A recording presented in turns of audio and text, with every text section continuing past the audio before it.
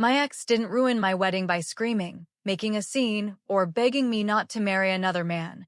He ruined it by walking down the center aisle in complete silence, placing a white envelope on the altar, and saying one sentence that made my fiancé let go of my hand. Ask Evan where the money went. For a moment, I honestly believed I had heard him wrong, because there are certain sentences your mind refuses to accept when you are standing in a white dress, in front of everyone you love, seconds away from becoming somebody's wife. Then Evan turned pale. Not embarrassed pale, not angry pale, not the kind of pale a man gets when an unwanted guest crashes his wedding, but guilty pale, the kind that drains from someone's face when the secret they buried finally claws its way into the room. The church became so quiet that I could hear my mother crying in the second row, while my father slowly stood up beside her, staring at Mark like he was deciding whether to call the police or drag him outside with his own hands. But Mark didn't look at my father, or the pastor, or the guests whispering behind me. He looked only at me, and that was when I saw what he was holding. My mother's bracelet. The same bracelet she had reported stolen 3 months earlier. The same bracelet Evan had looked me in the eyes and sworn he had never seen. I was standing there in a $7,000 wedding dress, about to marry the man who had convinced me he was my peace after years of chaos. And suddenly the man I had spent 2 years calling my biggest mistake looked like the only person in that room brave enough to tell me the truth. Before I could speak, before Evan could explain, before the pastor could even lower his Bible, Mark lifted the envelope and said, "Melanie, he paid me to disappear, and that's not even the worst thing he did." That was the moment my wedding stopped being a wedding and became the place where my entire life split open in front of 200 people. For several seconds, nobody moved, and the strangest part was that I could still smell the roses on the altar, still feel the weight of my veil against my shoulders, still hear the faint buzz of the cameras recording a moment that was no longer beautiful. Evan reached for the envelope before I did. That small movement told me more than any confession could have, because a man who has nothing to hide does not lunge for paper like it contains a loaded gun. I stepped back from him, and the satin skirt of my dress dragged against the stone floor as I turned toward Mark, who looked exhausted, soaked from the rain, and completely unwilling to leave until someone finally listened. "Give it to me," I said. Evan's voice changed before his face did. "Melanie, don't do this here." There was something controlled in his tone, something almost rehearsed, and for the first time since I had met him, his calmness did not feel safe to me. It felt like a locked door. Mark placed the envelope in my hand, and when my fingers touched it, I realized he was shaking, not from fear, but from the kind of anger a person carries when they have been silent for too long. Inside were printed bank transfers, screenshots of messages, and one folded receipt from a pawn shop in Raleigh, dated 3 months earlier, with my mother's bracelet listed in neat black ink. The name on the receipt was not Mark's. It was Evan's. My mother made a broken sound behind me, and when I turned, she was pressing one hand over her mouth while staring at the bracelet like she had just watched the dead walk back into the room. Evan gave a small laugh then, quiet and sharp, the way people laugh when they are trying to make everyone else feel ridiculous before the truth can settle. "This is insane," he said. "He's been obsessed with you for years, Melanie, and now he's forging documents because he can't stand that you moved on." That should have worked on me. A year ago, it would have. Evan had spent months teaching me how to doubt Mark, how to hear his name and immediately think of instability, jealousy, and danger, and he had done it so carefully that I never noticed he was not protecting me from my past. He was arranging it. Mark took one step closer, then stopped when my father raised his hand in warning. "I didn't forge anything," Mark said, his voice low enough that everyone had to lean into the silence to hear him. "Evan contacted me 6 months after you got engaged, offered me $20,000 to stay away from you, and when I refused, he started sending me things only someone inside your life could have known." My skin went cold beneath the lace sleeves. "What things?" I asked. Mark looked at Evan first, then back at me, and something in his expression softened in a way that hurt more than anger would have. "Your alarm code, your work schedule, the name of the hotel where you stayed with your sister in Charleston, and a picture of your mother's bracelet on his desk. The guests began whispering, not softly anymore, but in waves that moved through the church like wind before a storm, and I saw Evan's mother stand in the front row with her purse clutched to her chest, staring at her son as if she had suddenly recognized a stranger. Evan stepped toward me again. "Melanie, listen to me," he said, and the tenderness in his voice was almost perfect, almost exactly the voice that had made me trust him. "He is trying to humiliate you because he lost you. I wanted him to be right. God help me, I wanted that so badly. Because if Evan was lying, then every quiet dinner, every careful promise, every night I had fallen asleep beside him believing I was finally safe had been part of something darker than heartbreak." Mark opened his phone and held it out to me. "There's one more thing," he said. On the screen was a video paused in the middle of a conversation, filmed from inside a parked car, with Evan standing beneath the yellow lights of a gas station outside Greensboro. Beside him was a woman I had never seen before. She was crying, heavily pregnant, one hand resting on her stomach while Evan pressed an envelope into her purse. My throat closed before Mark even said the words. "Melanie," he whispered, "that's his wife." For one impossible second, I thought Mark had said the wrong word, because my mind could understand mistress, girlfriend, secret, mistake, even baby, but it refused to understand wife. Evan was standing 3 feet away from me in a black tuxedo, with my wedding ring still waiting in his best man's pocket, while a paused video on Mark's phone showed him handing money to a pregnant woman who looked like she had already cried herself empty. "That is not my wife," Evan said, but he said it too quickly, and the words landed wrong. They did not land like truth. They landed like damage control. The pastor lowered his Bible completely. My father stepped out of the front row, and my mother sat frozen with both hands pressed against her chest, as if every new piece of information was physically hurting her. I looked at Evan and tried to find the man who had made coffee before I woke up, who had held my hand through my mother's surgery, who had told me that loving me was the easiest thing he had ever done. But his eyes were no longer soft. They were calculating. "Who is she?" I asked. Evan swallowed once, then smiled in that careful way he used with angry clients, the kind of smile meant to make confusion look childish and panic look unreasonable. "Her name is Claire," he said. "She's someone I helped through a financial situation, and Mark knows exactly how to twist something innocent into something ugly." Mark let out a humorless laugh. "Innocent," he said, and the word carried so much disgust that several people turned toward him. "You married her in Virginia 11 years ago, Evan, and you never filed for divorce because your father's trust would cut you off if you did." The church exploded into whispers. Not quiet little whispers anymore, but loud, messy, horrified sounds from people who had flown in, bought gifts, fixed their hair, cried during the vows that had not even happened, and now realized they might be watching a felony in real time. Evan's joy tightened. That was when I knew Mark was not guessing. Because guilty men deny everything first, then attack the source, then search for the weakest person in the room and try to control her before she starts thinking clearly. And in that moment, I was supposed to be the weakest person. Evan stepped close enough for only me to hear him clearly, although I knew the cameras near the aisle were probably still recording.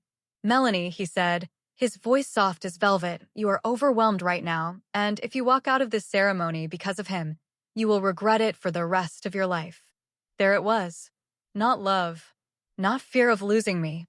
A threat dressed as concern. I looked down at my hands and noticed they were shaking so badly that the bouquet was coming apart, white roses slipping from the ribbon and falling one by one onto the stone floor. Mark moved like he wanted to help me, then stopped himself, and that restraint hurt because the old Mark would have rushed in, made everything worse, and given Evan exactly what he wanted. This Mark only waited. He waited for me to choose whether I wanted the truth. "Play the video," I said. Evan's face changed. It happened so fast most people probably missed it, but I saw the flash of pure rage beneath the polished calm, and suddenly every sweet thing about him felt like a costume that had been tailored perfectly for my grief. Mark pressed play. The sound was muffled at first, covered by traffic and rain, but then Evan's voice came through clearly enough to make the entire church fall quiet again. You need to stay in Richmond until after the wedding, he said on the video. Once Melanie signs the new account documents, everything gets easier. The pregnant woman, Claire, wiped her face with her sleeve. She doesn't even know you're still married, she said. She doesn't know about the baby or the loans, or what you did to that other woman. My stomach dropped so violently that I reached for the altar to steady myself. That other woman. 3 words, and somehow they made everything worse. Evan moved toward Mark, but my father stepped between them before he could reach the phone. Don't, my father said, and I had never heard his voice sound like that before. I turned back to Evan, and the church blurred at the edges. What account documents? I asked. He stared at me for a long second, then looked past me toward the front doors, almost like he was measuring the distance. That was when my sister, Lauren, pushed through the side aisle with her phone pressed against her ear and terror written across her face. Mel, she said, breathless, the bank just called me back. My whole body went numb. She looked at Evan, then at me, and her voice broke before she finished. Someone emptied Mom's savings account this morning. The words did not make sense at first, not because they were unclear, but because they were too horrible to enter my mind all at once. Someone emptied Mom's savings account this morning. My mother had worked as a school secretary for 28 years, saving small amounts from every paycheck, skipping vacations, clipping coupons even when she did not need to, because that money was supposed to protect her if my father's heart condition got worse. I turned to Evan so slowly that the room seemed to tilt around me. What did you do? I asked. For the first time since Mark had walked into the church, Evan did not answer quickly. He looked at my sister, then at my father, then at the guests watching him with their phones lowered and their mouths open, and I could almost see the math happening behind his eyes as he searched for the version of the truth that would cost him the least. Melanie, he said carefully, your mother asked me to help move some money into a protected account. My mother stood so fast her purse fell off her lap. I did no such thing. Her voice was not loud, but it sliced through the church with a force that made even Evan's father lower his head. Evan's expression hardened for half a second, and in that tiny crack I saw something I should have seen months earlier, something cold and furious beneath all the manners, flowers, handwritten notes, and quiet Sunday mornings. My sister stepped beside me, still holding her phone, her eyes glassy but focused in that dangerous way she got whenever someone hurt our family. The bank said the transfer was authorized online at 6:14 this morning, Lauren said, looking straight at Evan. From Mom's account into a business account connected to a company called Ashford Legacy Holdings. The name hit me like a slap. Ashford was Evan's middle name. Legacy was the word he used for everything. Legacy investments. Legacy planning. Legacy family accounts.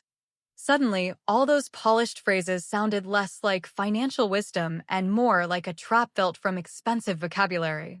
Mark took the folder from under his coat and pulled out another sheet of paper, creased from rain but still readable. That company is not real in the way you think it is, he said. It's a shell account he uses when women start asking questions. Evan laughed again, but this time nobody laughed with him. This is just madness, he said, spreading his hands as if the entire room had become unreasonable. A jealous ex-boyfriend crashes a wedding, waves around fake documents, and now everyone is pretending I robbed an old woman in front of 200 witnesses. The words old woman made my father move.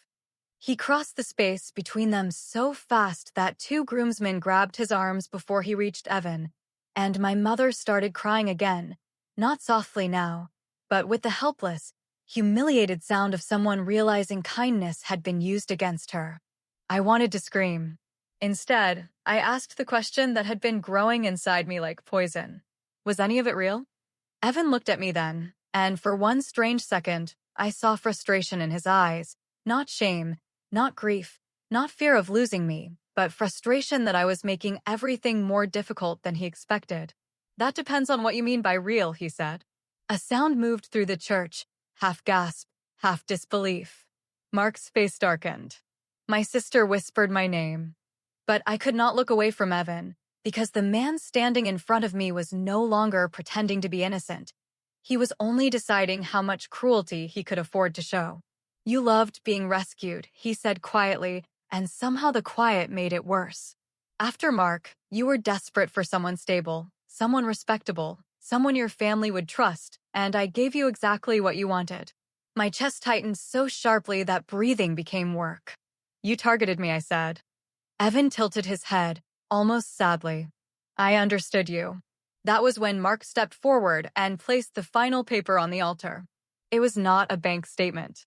It was not a receipt. It was a photograph. A woman in a hospital bed, older than me by maybe 10 years, with bruising near her wrist and fear in her eyes, while Evan stood beside her wearing the same gray coat he wore the night he proposed to me. Mark's voice was low when he spoke. Her name was Diane Porter, he said. She met him at a grief counseling group in Raleigh after her husband died, and 6 months later her retirement account was gone. Evan's mother made a small choking sound from the front row. I looked at the photograph until the edges blurred. The woman on that hospital bed was not just scared. She looked ruined. And suddenly I remembered something Evan had once told me during dinner, casually, almost forgetfully, while cutting into a steak. He had said some people were so broken they begged to be managed. At the time, I thought he meant clients. Now I understood he meant women. The pastor stepped away from the altar as if even standing near Evan felt wrong. My father shook off the groomsmen and pointed at him with a trembling hand. You get away from my daughter. Evan smiled then. It was small, bitter, and completely unfamiliar. I already have what I need, he said. Then he reached into his jacket, pulled out his phone, and tapped the screen once. Lauren's phone buzzed almost immediately. So did mine. So did my mother's. A new email sat at the top of my inbox, sent from my own address, with the subject line. I knew exactly what I was signing. I opened the email with hands that no longer felt like mine, and for a second the screen blurred so badly that I could not tell whether I was reading words or watching my life collapse into black letters on glass. The message was short. It said that I, Melanie Carter, had willingly authorized Evan Ashford to manage my personal funds, my mother's emergency savings, and any shared assets created before or after marriage, because I trusted his financial judgment completely. At the bottom was my signature. Not typed. Not copied badly. My actual signature. The one I used on medical forms at the clinic. The one I had written thousands of times without thinking, now sitting beneath a confession I had never made. Lauren grabbed my wrist and pulled the phone closer to her face. That's not possible, she whispered, but her voice had no confidence in it. Evan watched us from the altar with a calmness that made my stomach turn, as if he had been waiting for this exact moment. Not the vows, not the kiss, not the applause, but the moment when I realized the trap was already closed. You signed a lot of documents last month, he said. Wedding insurance, joint account forms, property planning, medical proxy paperwork. You were stressed, Mel. You trusted me. I remembered the night instantly. We had sat at the kitchen island with takeout containers between us, while Evan slid papers toward me and kissed the top of my head every few minutes, telling me this was boring adult stuff we would be grateful for later. I had been tired from work. My mother had been recovering from surgery. The wedding planner had called 3 times that day, and Evan had placed each paper in front of me with little yellow tabs already marked, smiling as he said, "Just here, sweetheart, then we're done." My knees weakened. Mark must have seen it because he moved closer again, not touching me, just close enough that I knew someone would catch me if I fell. That hurt too, because the man I had spent years calling reckless was the only one in that room who did not try to control what I did next. Evan slipped his phone back into his jacket and adjusted his cuff, a tiny, elegant movement that suddenly felt obscene. You can make this uglier, he said, his voice quiet enough to sound private, though every microphone in that church was still alive. Or you can walk with me into the back office, let everyone go home, and we can fix this like adults. I almost laughed. Fix this. He had emptied my mother's savings, forged my trust, hidden a wife, hidden a baby, bought silence from my ex, and now he wanted to fix the inconvenience of being exposed before dinner service. My father said, "Call the police." Evan turned toward him slowly. "You should be careful," he said. "False accusations can destroy families faster than the truth." My father stepped forward again, but my mother caught his sleeve, her face gray with fear. That was when I understood the real power Evan had over us. It was not charm. It was not money. It was that he had made every victim feel legally tangled before they even knew they were bleeding. Lauren was already calling 911 when Evan's best man, a tall man named Preston, moved toward the side exit with his head down and his hands in his pockets. I had barely noticed Preston all day, even though he had stood beside Evan through the ceremony, smiling politely, holding rings, looking like another polished friend from Evan's polished life. But Mark noticed him. "Stop him," Mark said. Preston froze. Evan's head snapped toward Mark, and there it was again, that flash of rage slipping through the expensive mask. "Don't," Evan said. One word. Sharp. Controlled. Terrified. The church went silent again, and this time the silence had a different shape, because everyone could feel it. Preston was not just leaving because he was embarrassed. He was leaving because he knew something. Lauren stepped into the aisle, blocking him with a courage that made my heart twist.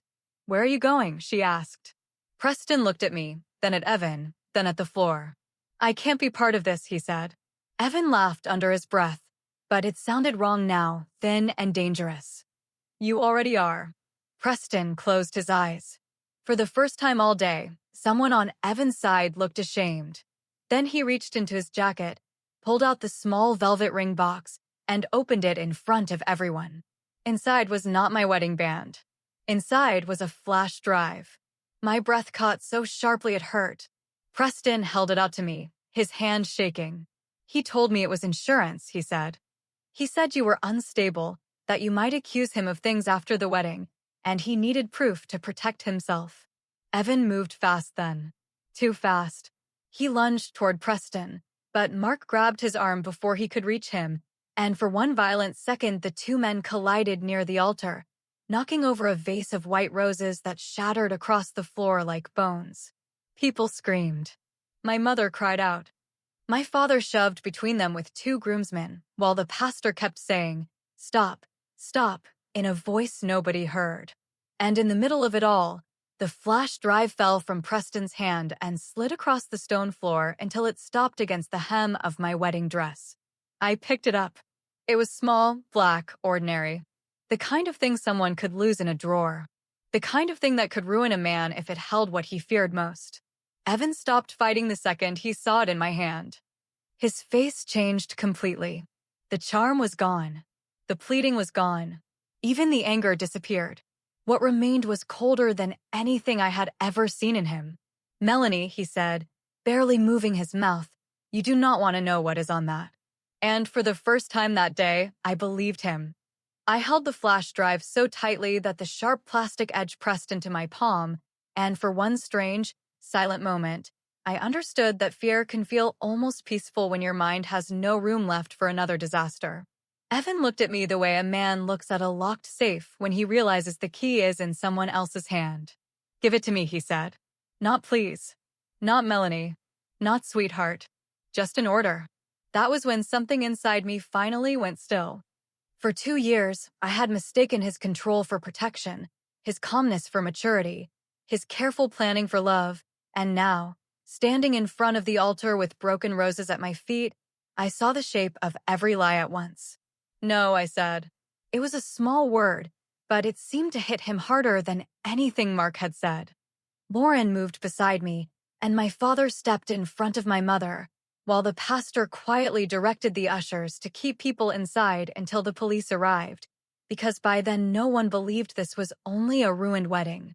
It had become evidence.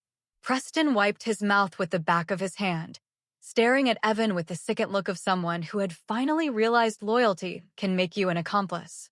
"There are files on there," Preston said, his voice rough. "Recordings, scanned documents, client names, women's names, loan papers, and videos Evan made because he thought fear was safer than trust." Evan turned toward him with pure hatred. "You pathetic coward." Preston flinched, but he did not stop. "He kept everything," he said. "Every signature. Every transfer. Every woman he convinced she was too emotional, too unstable, too broken to understand money. My stomach twisted. I thought about Claire, pregnant and crying under gas station lights. I thought about Diane Porter in that hospital bed. Then I thought about myself at the kitchen island, tired and trusting, signing documents beneath Evan's soft hand on my back. For the first time, Mark spoke directly to Preston. Why keep it in the ring box? Preston looked at me, and shame seemed to fold his whole face inward. Because he said nobody would search the best man before the ceremony, he said.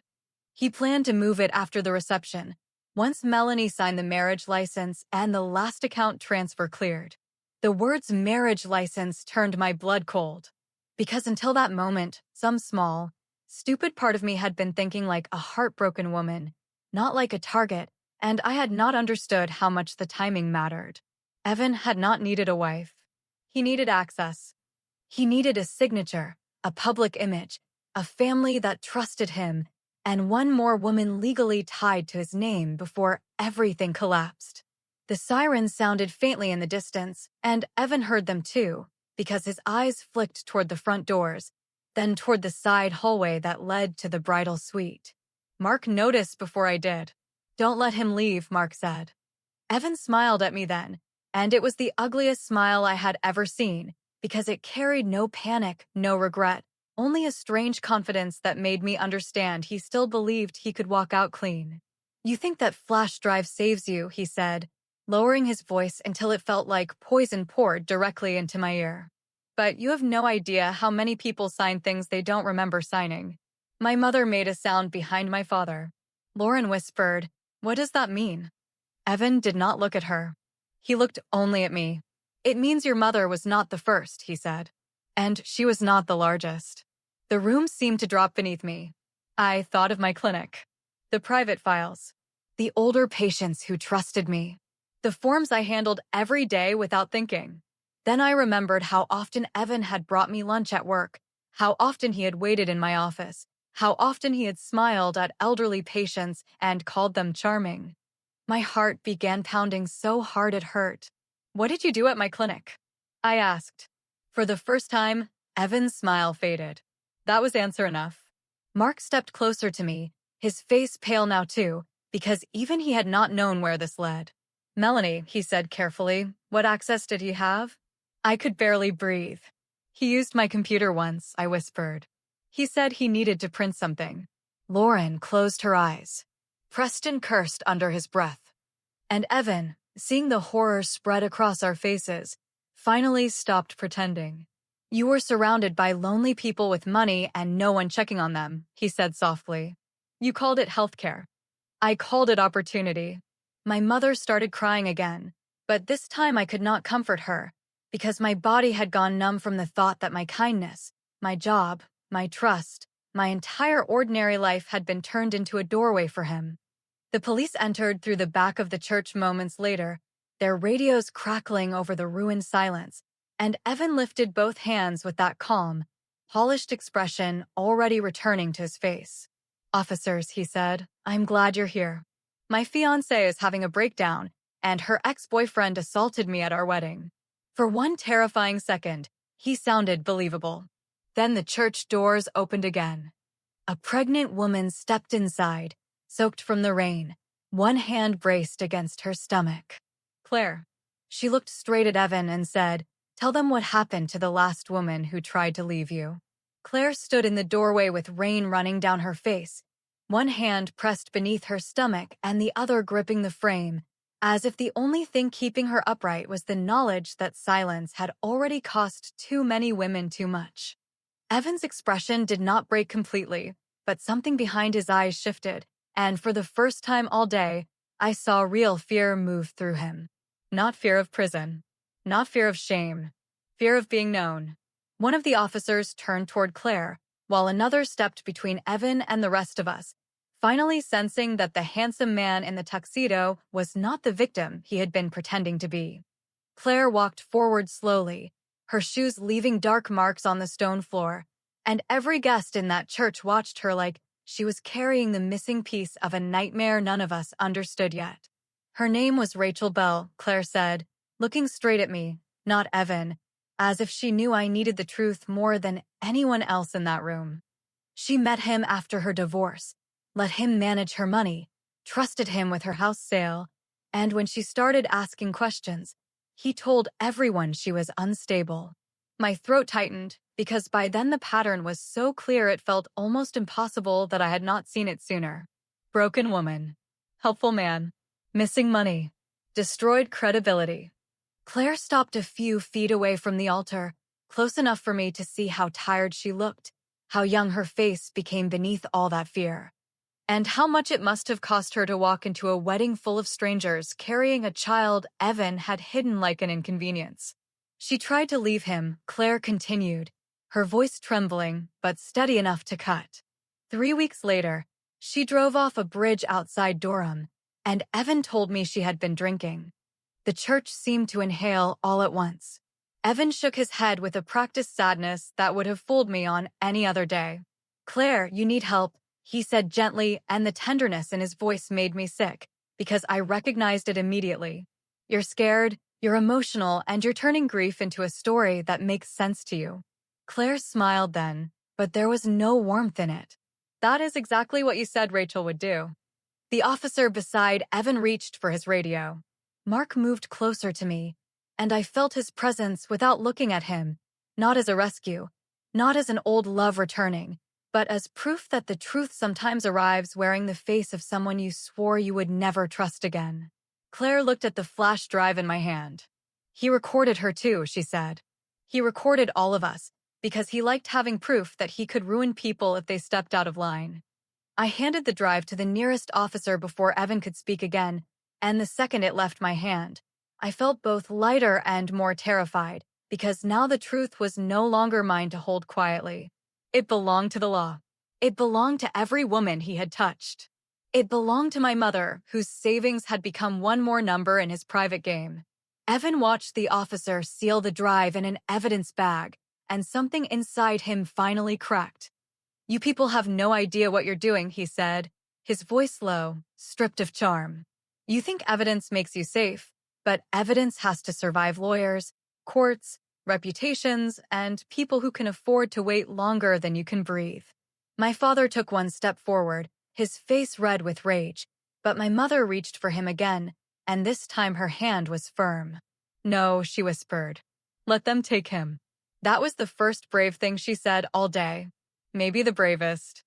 The officers asked Evan to turn around, and the sight of him being handcuffed in the same place where he had planned to kiss me as his wife should have felt satisfying, but it did not. It felt hollow. It felt late. It felt like watching a fire truck arrive after the house had already burned down. As they led him past me, Evan stopped just long enough to lower his voice, and even with police hands on his arms, he managed to sound like the man who once kissed my forehead in the grocery store. "You still signed Melanie," he said. "Remember that when they ask why you gave me everything." Then he smiled. Not wide, not dramatic. Just enough to let me know he had left something behind. The officers pulled him away before I could answer, and the church doors closed behind him with a heavy sound that felt almost final, except nothing in my body believed it was over. For a while, nobody knew what to do. My wedding guests stood between overturned flowers and broken glass, holding programs with our names printed in gold, pretending not to stare at me while I stood in the middle of the aisle like a woman who had survived something without understanding the damage yet. Lauren wrapped her arms around me, and I finally cried. Not pretty tears. Not movie tears. The kind that bend your body forward and make sound come from somewhere you did not know grief could live. My mother came next, then my father, and for a few minutes the three of us held each other beside the altar while Claire sat in the front pew with one hand on her stomach and Mark stood alone near the aisle, soaked, silent, and completely outside the family he had just saved. When I finally looked at him, I expected satisfaction. I expected anger, maybe even love, but all I saw was exhaustion. "I tried to warn you earlier," he said quietly, "but every message I sent disappeared." Lauren lifted her head. "What do you mean disappeared?" Mark looked at me, and that old ache moved between us, not romantic, not clean, but real enough to hurt. "I sent emails, texts, letters to your apartment, even a package to your clinic," he said. "Every time I got close, Evan somehow knew before you did. My stomach turned. Because Evan had lived with me. He had known my passwords. He had answered my phone while I showered, picked up my mail, checked my laptop, and smiled while making dinner in the kitchen. Then Lauren's phone buzzed again. She looked down, frowned, and opened a message from an unknown number. Her face went white. "Mel," she whispered, turning the screen toward me. It was a photo taken from inside my apartment that morning. My bedroom. My suitcase. My laptop open on the bed. And beneath the picture were 6 words. "You should have married him today." The photo on Lauren's phone looked so ordinary at first that my mind tried to reject the danger in it, because it was just my bedroom, just my suitcase, just the laptop I had left open before leaving for the church that morning. But then I noticed the closet door. It had been closed when I left. In the photo, it was open. One of the officers took Lauren's phone, read the message twice, and immediately called for another unit to go to my apartment. While my father pulled my mother closer and Mark stared at the screen with a look that told me he understood something before the rest of us did. "He planned for this," Mark said quietly. I looked at him, still shaking. "What does that mean?" Mark swallowed, and for the first time since he had walked into the church, he looked less like the man bringing the truth and more like the man trapped inside it with me. "It means Evan never walks into a room without knowing where the exits are." The police would not let me go home alone, which should have comforted me, but instead it made everything feel even more unreal, because only an hour earlier I had been worried about whether the cake would be too sweet and whether my veil would survive the rain. Now 2 officers were escorting me back to my own apartment like it was a crime scene. Mark came with us because the police still needed his statement. Lauren came because she refused to leave me, and my parents stayed behind with Claire, who was too tired and too pregnant to keep standing in a ruined church full of strangers. When we reached my apartment, the front door was locked. Nothing looked broken. That somehow made it worse. Inside, the air smelled faintly like Evan's cologne, that clean cedar scent I had once loved, and I felt my stomach turn as the officer walked through my living room with one hand near his holster. My laptop was gone. So was the small fireproof box from my closet, the one that held my passport, my birth certificate, my social security card, and the spare key to my mother's house. On my bed sat another white envelope. Nobody touched it until the officer photographed it, opened it with gloves, and pulled out a single sheet of paper. It was a copy of our wedding vows.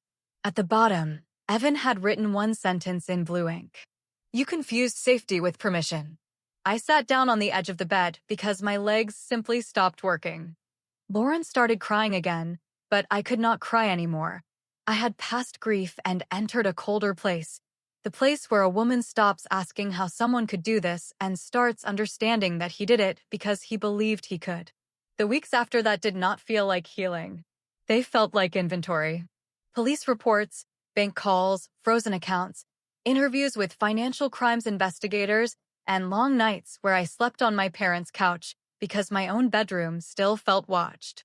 The flash drive was real. Preston told the truth. Claire gave statements, then Diane Porter's daughter came forward, then 2 former clients, then a retired nurse from Greensboro, then a widow from Charleston who had lost her house and thought for 3 years that it had been her own fault. My mother recovered part of her savings, not all of it, and even that felt like a miracle wrapped in an insult. Evan's lawyers tried exactly what he said they would try. They called me emotional. They called Mark obsessed. They called Claire unstable. But they could not explain the recordings, the forged documents, the shell accounts, the missing laptop, or the message sent from a burner phone that had pinged near my apartment while Evan was already in custody. Someone had helped him. That was the part that stayed with me. That was the loose thread nobody could pull free.